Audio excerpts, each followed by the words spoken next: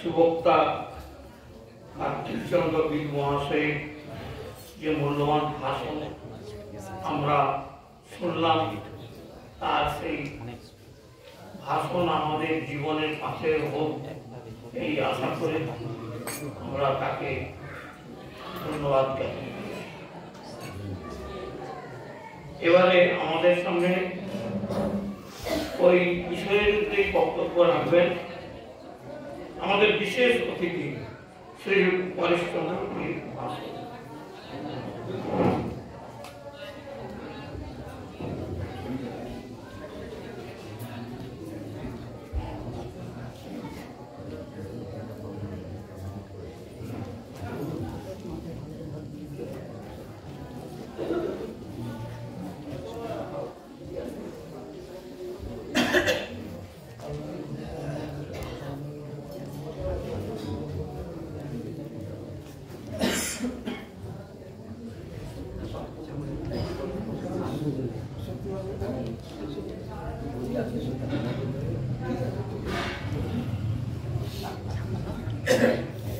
আমাদের পরেশবাবু পরে বলবেন।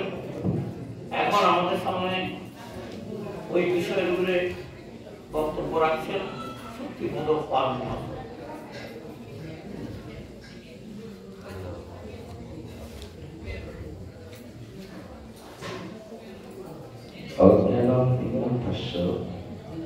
জ্ঞানাঞ্জন শলাকয়া চক্ষুरुन्मीलितं येन तस्मै श्री गुरवे नमः।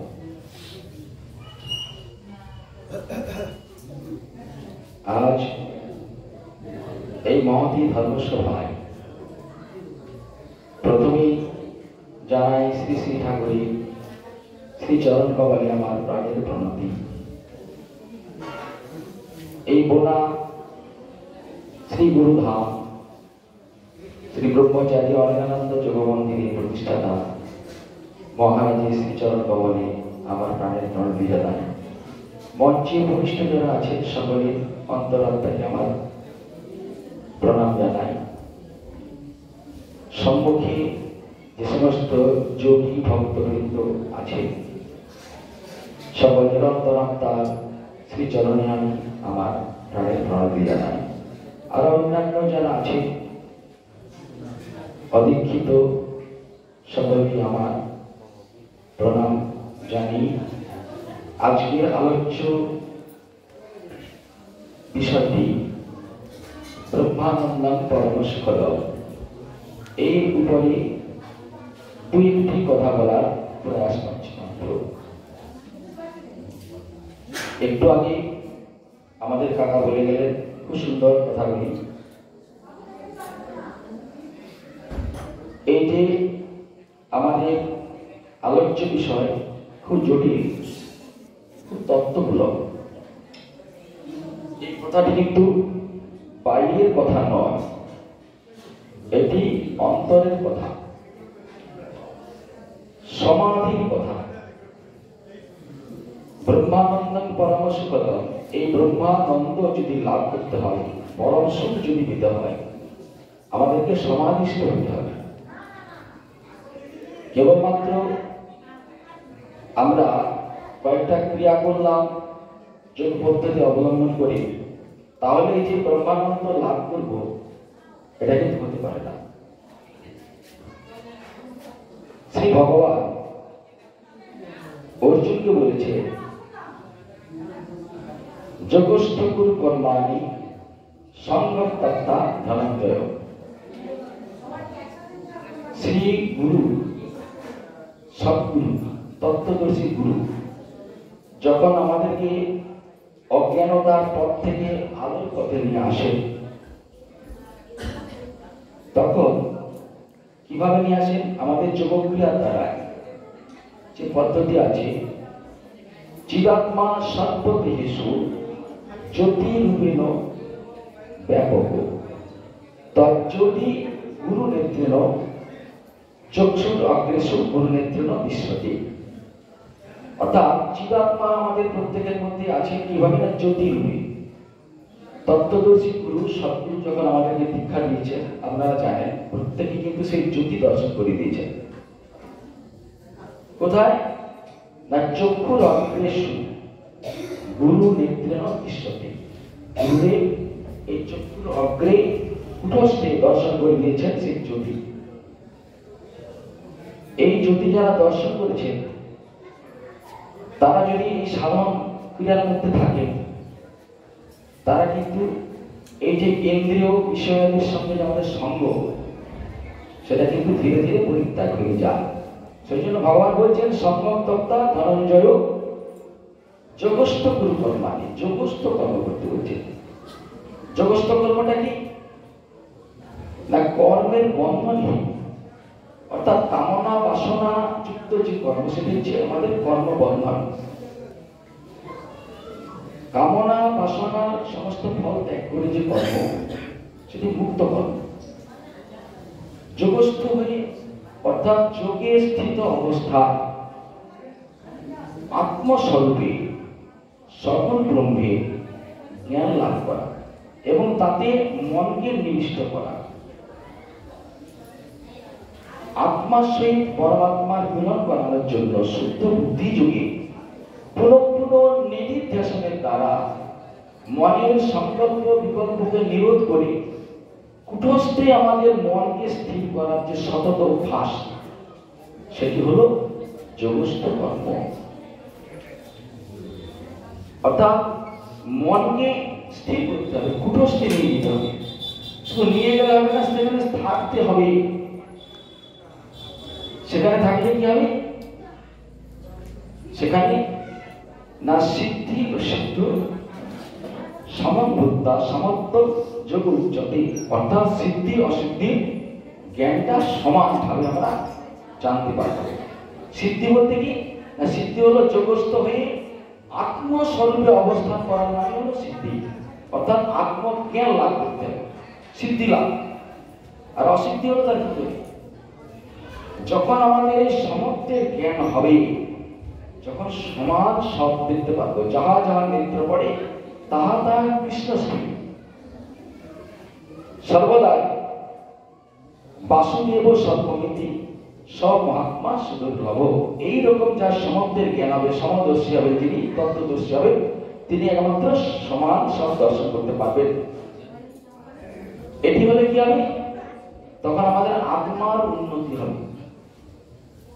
তদ্বুদ্ধয় তদাত্মন, ভগবান বলছে তদ্বুদ্ধয় তদাত্মন তৎনিষ্ঠা তৎপরায়ণ, অর্থাৎ আমাদের বুদ্ধি হবে পরমাত্মাগত, আত্মা হবে পরমাত্মাগত, পরমাত্মাই হবে আত্মাগত। তন্নিষ্ঠা, তার মধ্যে আমাদের যত কিছু আগ্রহ নিষ্ঠা সব তার মধ্যেই থাকে। তৎপরায়ণ, যদি আমরা এইভাবে আমাদের বুদ্ধিকে আত্মাকে পরমাত্মা গতি করতে পারি, তাহলে তার প্রতি আমরা আশ্রিত হব।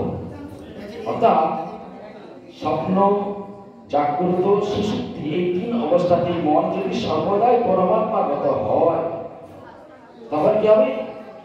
না তখনই আমাদের সমত্বের জ্ঞান হবে। তখন গচ্ছন্তি অপুনরাবৃত্তি জ্ঞান নির্ভূত কর্মসা, অর্থাৎ আমাদের নিষ্কলুষ পাপ বিমুক্ত যে জ্ঞান, সেটা কিনা তত্ত্বজ্ঞান, সেই তত্ত্বজ্ঞান লাভ। তত্ত্বজ্ঞান লাভ হলে কি হবে? তখন গচ্ছন্তি অপুনরাবৃত্তি, অর্থাৎ আমাদেরকে আর ফিরে আসতে হবে না, আমাদের মুক্তি হবে। কেমন মুক্তি? না এই দেহেই বিদেহ অবস্থায় আমরা অবস্থান করতে পারবো। দেহ আছে, দেহেতে বিদেহ অবস্থায় মুক্ত অবস্থায় বিচরণ করতে পারবো। অর্থাৎ মুক্ত পুরুষ রূপে বিচরণ করব। ইন্দ্রিয়, দেহ, মন, বুদ্ধি তার সঙ্গে আমরা পুরো বিমুক্ত হয়ে গেল। স্ব ইচ্ছায় মৃত্যুবরণ করতে পারবো, স্ব ইচ্ছায় ব্রহ্মের লীন হয়ে যেতে পারবো। যখন বৃন্দাবনের ব্রজগোপীরা একদিন নারদ মুনি জিজ্ঞাসা করছে, আচ্ছা মা, তোমরা ব্রহ্ম দেখেছো, আত্মাকে দেখেছো? তারা বলছে হয়তো হতে পারে, আমরা জানি না, দেখিনি, তবে নন্দ বাবাদের কোনো আত্মীয় স্বজন হতে পারে, ব্রহ্মা আত্মা, তবে দেখিনি। তো তোমরা কি দেখেছো, কি জানো? না আমরা জানি আমাদের কৃষ্ণকেই জানি। আমাদের কৃষ্ণগত প্রাণ, কৃষ্ণগত ধ্যান, কৃষ্ণগত মন, কৃষ্ণই আমাদের সর্বময়, কৃষ্ণই আমাদের সব। অর্থাৎ তারা কৃষ্ণতেই অধিষ্ঠান, তাদের সবই কৃষ্ণ।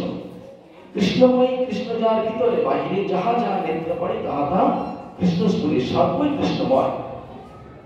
এইভাবে থাকতে থাকতে তারা সর্বস্ব দিয়ে দিয়েছেন কৃষ্ণকে। তাই তো কৃষ্ণ তাদের আপনে, যে তারা সর্বদাই কৃষ্ণ সুখে সুখী, কৃষ্ণ দুঃখে দুঃখী। ভগবান বলছে যে যেসব সাম্যে স্থিত মন, যাদের মন সাম্যে স্থিত হয়েছে। সাম্য কথাটা কি? এটা খুব জটিল, মানে সমতা। এটা বলছি না, সমতা, সবই সমাজ। যেসব সাম্যে স্থিত মন, অর্থাৎ যোগী হয়ে নির্গুণ নিরপরাধী ব্রহ্মে যাদের মন স্থিতি লাভ করেছে। এটা খুব জটিল বিষয়টা। অর্থাৎ তত্ত্বদর্শী গুরুর কাছ থেকে দীক্ষা প্রাপ্ত হওয়ার পর, মানে প্রাপ্তি হয়ে তীব্র বৈরাগ্যবান যোগী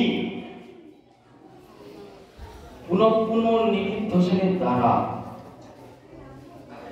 সবিকল্প প্রত্যক্ষে সগুণ ব্রহ্মে দর্শন করে এবং সবিকল্প প্রত্যক্ষে স্থিতি লাভ করে, সবিকল্প সমাধিতে স্থিতি লাভ করে। সেই অবস্থায় থাকতে থাকতে যখন নির্গুণ নিরুপাধি ব্রহ্মে অবস্থান করতে পারে, তখনই তার ব্রহ্ম দর্শন হয়, তখন তিনি ব্রহ্মময় হয়। তিনি কি করেন? তিনি জন্ম মৃত্যুকে রোধ করতে পারেন, নিরোধ করতে পারেন। একমাত্র তিনি জন্ম মৃত্যুকে জয় করতে পারেন। তিনি কি হন? না নির্দোষং হি সমম ব্রহ্ম।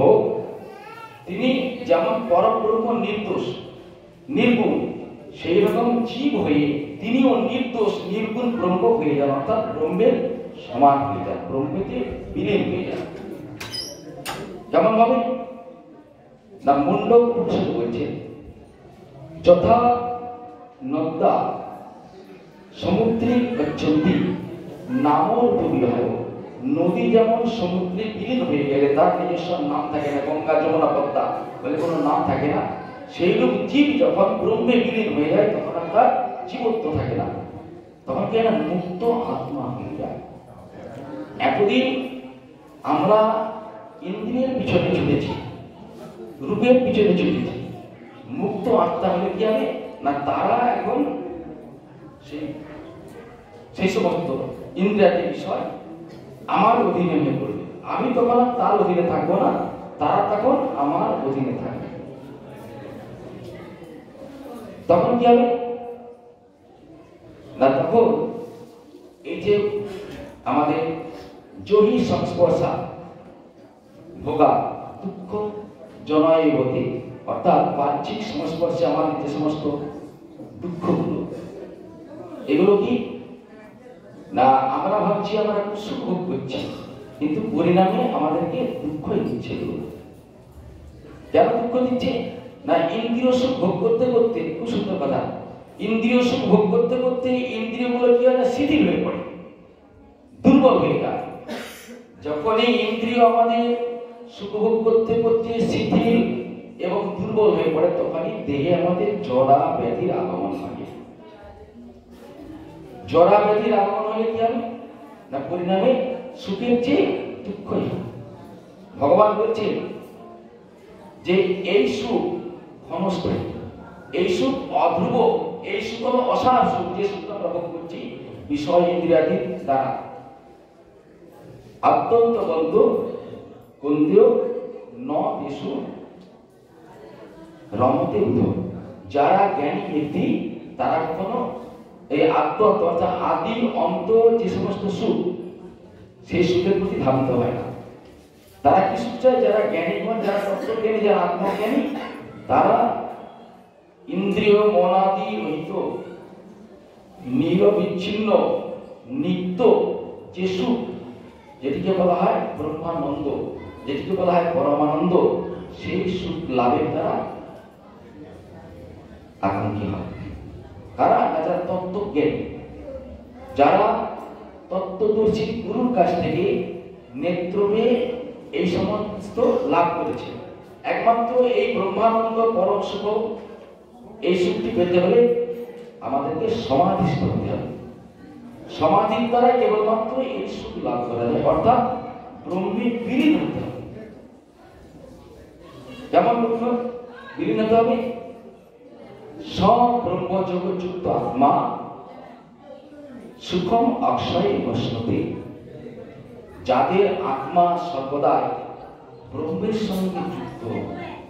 কেমন যুক্ত? না যোগযুক্ত, নিত্য নিয়মিত যোগ ক্রিয়া দ্বারা যাদের আত্মা সর্বদাই ব্রহ্মের সঙ্গে যুক্ত,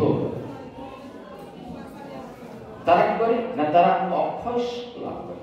অক্ষয় সুখ কোনটি? না ব্রহ্মানন্দ সুখ, এটিকে বলেছে অক্ষয় সুখ। আত্মার যে সুখ, আমার যে নিজের স্বরূপটা কি না, আমার যে আত্মস্বরূপ, এই যে দেহটা,